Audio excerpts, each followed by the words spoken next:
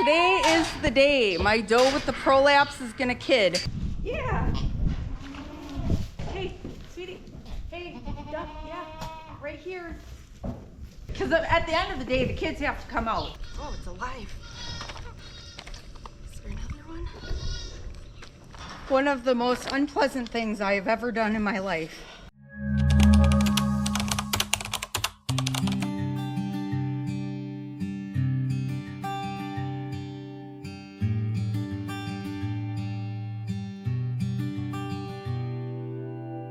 Good morning. So we actually just got our power cut off a little while ago. They're doing some road work. They're burying all the electric lines up on the next county road, and our power comes from that road. So they cut us off, they think about 4 hours. So I got out here, got all the water and everything done, anything that I could think of that was gonna use electricity. So anything I need the well pump for is done. So first things first, I need to deal with this doe with the prolapse. I've got some lanolin all warmed up to body temperature. I have been just using my finger to put it in, but I really want it melty, ooey gooey to put in her because those membranes are starting to get really irritated. If you haven't seen, I've been dealing with this doe with a vaginal prolapse and a little bit of a rectal prolapse. It still is going back in when she stands up, and we are adjusting her gut fill so that she has more room in there. And we've got to limp her by for 2 weeks. Yesterday, she was exhibiting some odd behavior that I normally see right before kidding. And I thought possibly I had her breeding date wrong and that she was going to kid. But unfortunately, I think she's just a demented self-sucker, and she's one of those awful does that's going to suck on her own teats. Let's hope not. Let's hope that's just a pain response or something. But anyway, I'm going to get this done before this cools off.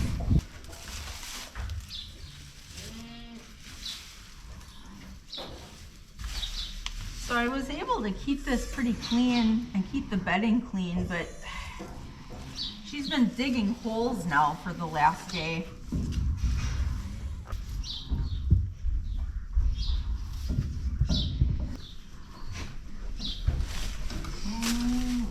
Is that better? Can I rub my hands off on you? 2 more weeks, babe. You can do it. So I'm trying to control her gut fill with just feeding her concentrate and alfalfa pellets so she's not gorging herself on hay and filling up that rumen all the time. She's not a fan of the alfalfa pellets, but so she sifts through and eats all of her grain concentrate out, and then she lets the alfalfa pellets sit there. But eventually she does eat them. This is the first morning I've come out and she really has a lot of alfalfa pellets sitting there. So I think I'm gonna make her finish those up. You're still chewing on me. This little Savannah, and then the Savannahs with the orange stripes on them, are just the funniest kids. They're so naughty. So they would be like cousins, their moms are twins, and they like can't tell their moms apart. So they're always trying to nurse off the wrong one, and then the moms don't like it, and the kids are just relentless. It's hilarious, but they're all such characters. Those 3 are all really, really funny. Are you funny? Are you funny?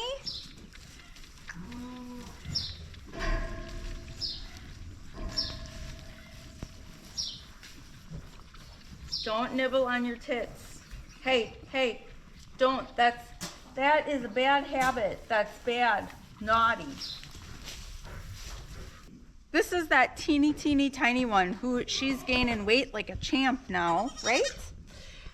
So she has entropion in this eye, and when she was first born, it wasn't like super evident to me. And I think initially that bottom one was rolled over a little, and I kept putting ointment in it and not, like, it looked like it was fine, but you could see her eye was all braided. And I think because I was spending so much time like looking at that lower lid, I didn't realize that her top one actually was entropion too, which I've never seen in a goat. So when the rabbits get it, it's that top lid, and there's just like so much extra skin there. There's like a big wrinkle in it, and then that flips under. So yesterday, several times I laid her down and I used the hemostat to kind of roll that back over because I couldn't actually like manipulate it with my thumbs properly, and it's still staying. So I'm gonna just continue to put ointment in it to lube it up. I think part of the problem is it gets so inflamed, and then that stretches all that skin out even more, and we need that inflammation to come down so that can like tighten up a little bit. So I like it has stayed overnight. I'll show you how nasty that eye looks. Sweet pea, can you hold still? So see how her eye is all cloudy? So you would be shocked how well that heals up.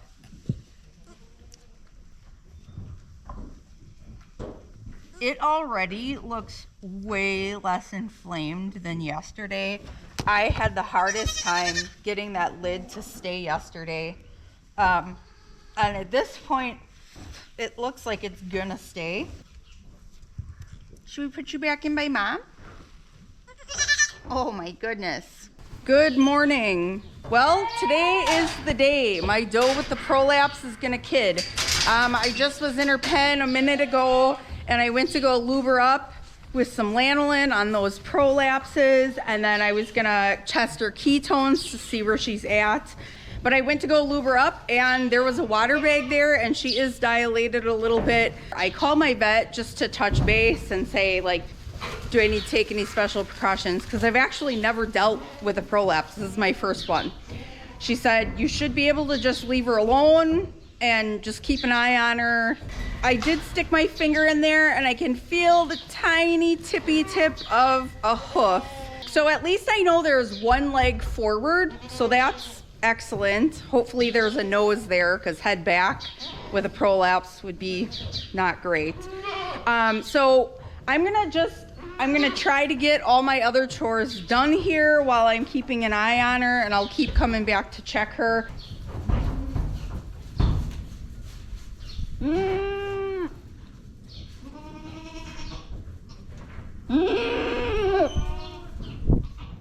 And it also looks like this doe here is gonna kid today. She dropped way down. You can see all her bones kind of sticking out now, and she's got a little schmutz there, so.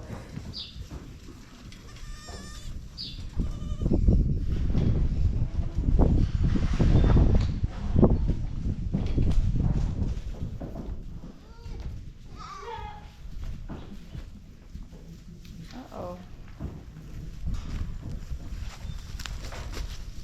Can I help you? She looks positioned a little wonky in there.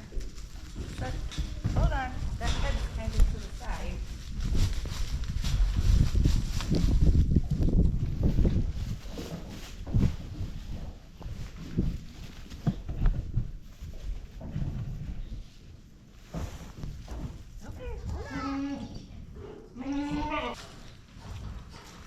When I first looked, her head is kind of twisted around, and sometimes it looked like she only had one. Yeah, that one leg was kind of a head. Hey, sweetie, dumbass. Are you okay? Your head's all cranky. Hey, stupid. Oh, for God's sake. We don't need your help, actually. Hey, duck, yeah, right here.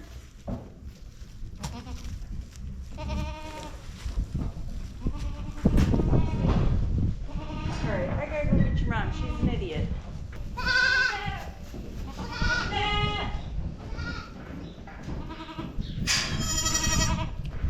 It's yours.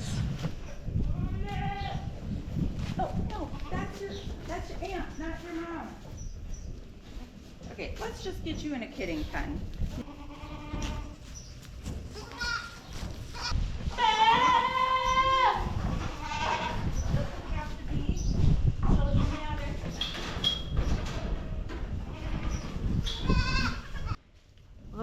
kid seems smarter than the doe, that's for sure. That's a pretty good sized kid for a doeling, so I'm guessing that's gonna be her only one, which is good because it doesn't look like she can handle more than one. Well, it looks like we've made a little progress here. Let me just quickly give you a rundown of my thought process on this doe here. When I went to lube her up this morning, she was dilated, I don't know, probably like an inch. I expected this kid to come pretty quick. And now it's actually been like 3.5 hours. This is really the first progress I've seen. About an hour and a half ago, before that other one kidded, I checked her again and I could get 2 fingers in her and I could feel a nose and I could feel a leg, but nothing, she wasn't dilating anymore and nothing was moving. So this doe is gonna be a cull because of the prolapse. I won't breed her back anymore. I don't know that I'm even convinced that these kids are alive. If that next week due date is actually correct and these are coming a week early, they're probably not viable anyway. So I think it would be jumping the gun to euthanize this doe to try to get live kids out because I don't know if the kids are alive. I actually just called my vet a little while ago and talked this through because at the end of the day, the kids have to come out. But the fact of the matter is I'm running a business here and I have to do what's most profitable and what's best for my animals at the same time. And sometimes those two don't always jive. So she's worth more as a live cull. A bottle kid is not profitable. Now, if you have like a triplet, let's say you have twins on a doe, and the doe is raising those twins, and now you've got a third one. So you're making up your doe cost in the 2 that are on the doe and then making a little bit of profit. That third one costs you a lot of money to feed with milk replacer, but you're getting a little bit of profit margin there because you're already, those first 2 that the doe are feeding are absorbing those costs. Now, if you have a bottle kid that's never been on a doe and the dam isn't nursing anything, you're actually in the hole. You're making 0 money and it's actually costing you money. So I want to give her as much time as possible to have this kid because I really want her to be able to raise a kid and then cull her. But realistically, it will cost me less money to just euthanize her than euthanize her and get a live kid out and then feed that kid. It sounds backwards, but it's the truth. So I'm gonna give her more time, and if at some point I feel like she's in danger because she's my priority right now, we're gonna give her a fair shake to get this kid out. If at some point it's not gonna work out, I will do what's best for her and euthanize her. So, can you do it, Mom? Okay, I'm gonna give this doe one last check, but she really isn't making any progress towards dilating. It's been a long time, and now the sac that kid is in has ruptured, so it needs to come out. So I'll check her again. I don't think she's made any progress, and then I will milk her out so that if those kids are viable, I have some colostrum for them, and then I will euthanize her and get them out.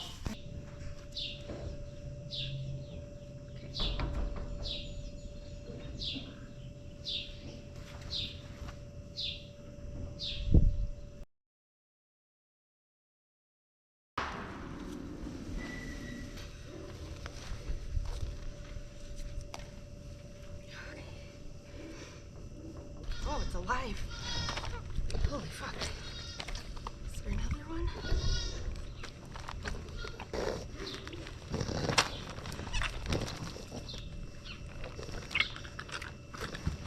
Okay. Well, that was one of the most unpleasant things I've ever done in my life. I'm like shaking.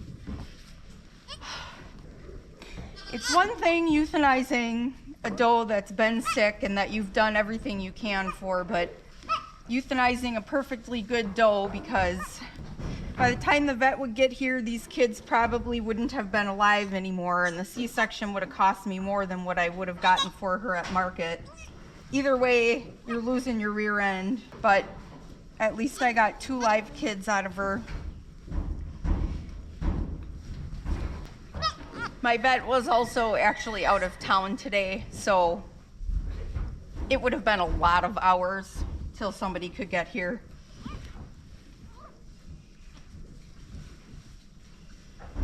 Oh, what do you think the odds are I can get one of you onto that other one that kidded today?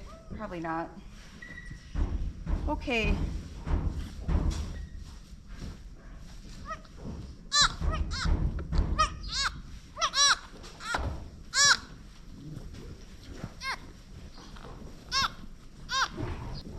This one's been breathing weird,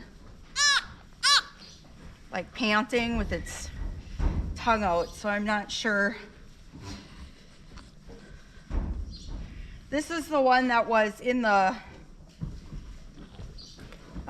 like right up tight to her cervix.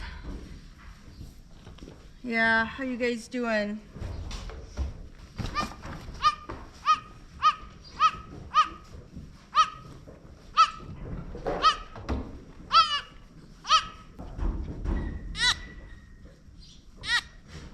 It's gonna take a little bit to clear that out, huh?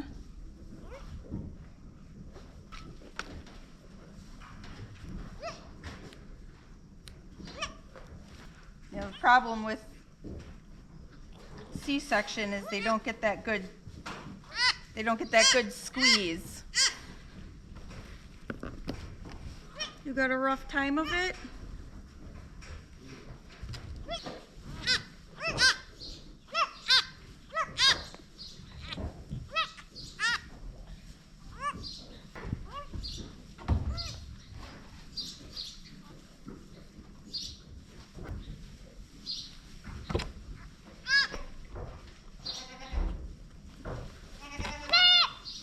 Hold on. What are you doing, you psycho? You got slime in your mouth. Okay.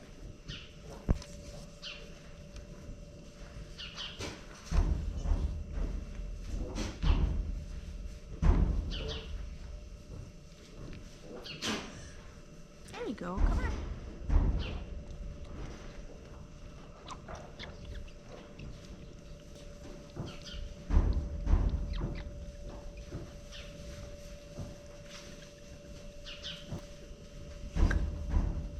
You can't wait to lay with the newborns, huh?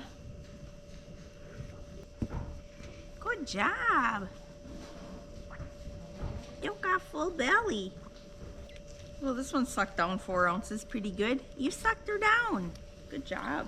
Okay. Yeah, this one's tongue seemed a little swollen, so I'm not sure if it'll be able to drink or not. Yeah.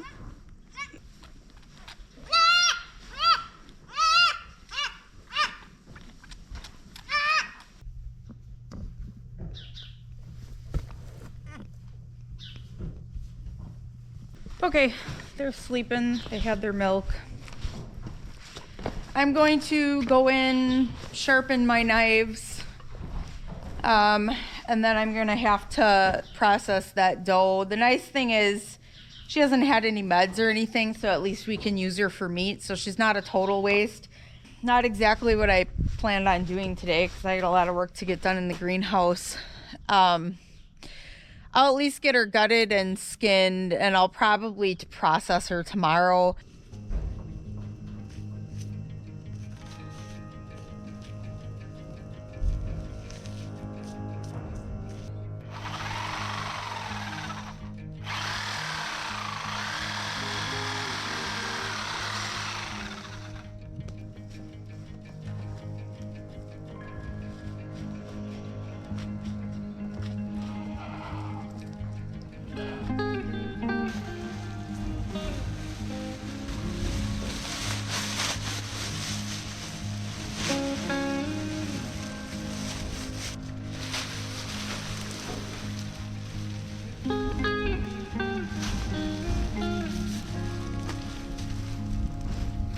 All right, it has been a long, really cruddy day.